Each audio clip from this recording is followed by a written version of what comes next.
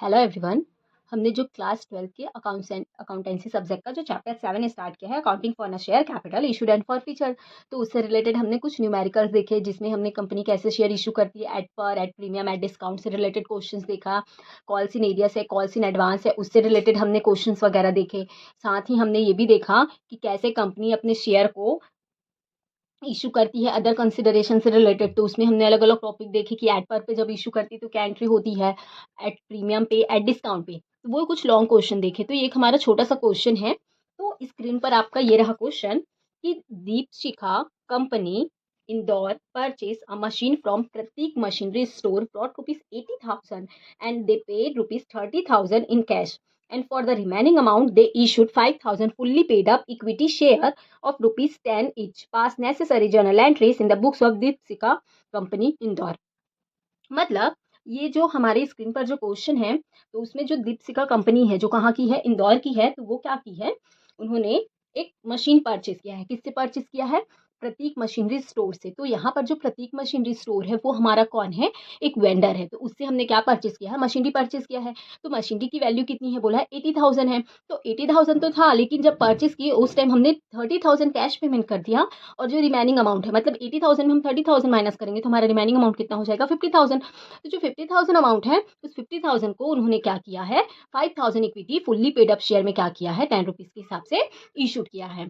ठीक है, और हमें जर्नल एंट्री करने बोला है। तो अब हम इसका क्या देखेंगे? सॉल्यूशन देखेंगे। तो स्क्रीन पर ये रहा इसका सॉल्यूशन। तो जब देखेंगे तो क्वेश्चन में क्या हेडिंग रहेगा कि in the books of Deepshikha company Indore, कि हम किसकी बुक्स में बना रहे हैं? दीपशिखा कंपनी इंदौर की बुक में। तो हम जनरल एंट्रीज कर रहे हैं, तो आपका जो फॉर्मेट है वो तो सेम रहेगा कि date, particulars, LF, debit amount, credit amount. अब इसमें डेट नहीं दिया है तो हम अपने अकॉर्डिंग 1 2 3 जितनी भी एंट्रीज होंगी उसके अकॉर्डिंग लिखेंगे। तो फर्स्ट कंपनी ने क्या किया है? मशीनरी परचेज किया है, तो यहाँ पर हम मशीनरी अकाउंट डेबिट करेंगे। तुरंत परचेज हमें कैश पेमेंट हुआ है तो तुरंत बताएंगे कि टू कैश अकाउंट की 80,000 की जो मशीनरी परचेज की गई उसमें 30,000 क्या हो रहा है? पेमेंट हो रहा है। और साथ ही जो रिमेनिंग अमाउंट है उसके लिए ये जो पर्सन है हमारा प्रतीक मशीनरी स्टोर, वो क्या बन जाएगा? वेंडर। तो बताएंगे कि टू प्रतीक मशीनरी स्टोर को हमें कितना भी और पेमेंट करना है? 50,000। मतलब हमने 80,000 का जब मशीनरी परचेज किया तो एट द टाइम हमने 30,000 कैश पेमेंट कर दिया। और जो रिमेनिंग 50,000 है उसको एक क्रेडिट रहा, बोल सकते हैं कि इसका हमको क्या करना है? शेयर इशू करना है। तो पहले ये तो बताएंगे ना कि ये वेंडर बना हमारा, कि to Prateek machinery store 30,000 cash payment हो, रिमेनिंग 50,000 उसका अकाउंट क्रेडिट दिखा रहा है। अब क्या किया गया है? कंपनी ने शेयर इशू किया है। तो जब शेयर इशू करेंगे तो यहाँ पर नरेशन हम बता देंगे कि बिंग मशीनरी परचेज किए, pay 30,000 cash and remaining are share issue. Remaining amount का क्या किया जा रहा है? शेयर इशू किया जाएगा करके। तो जब आगे बताएंगे तो उसकी क्या चैनल एंट्री करेंगे? जो पर्सन क्रेडिट हुआ है प्रतीक मशीनरी स्टोर उसको डेबिट करेंगे, पेमेंट करना है वेंडर को। तो प्रतीक मशीनरी स्टोर अकाउंट क्या हो जाएगा? आपका डेबिट हो जाएगा। टू इक्विटी शेयर इशू किया बोला है तो इक्विटी शेयर कैपिटल अकाउंट हो जाएगा, क्योंकि यहाँ पर एक मुश्त शेयर इशू किया जाता है। बाकी जो हमने क्वेश्चन देखा था उसमें इंस्टॉलमेंट में अलग अलग अमाउंट्स में शेयर इशू किया जाता है, एप्लीकेशन अलॉटमेंट है, कॉल्स वगैरह है। तो यहाँ पर डायरेक्ट पेमेंट हो रहा है शेयर इशू करके।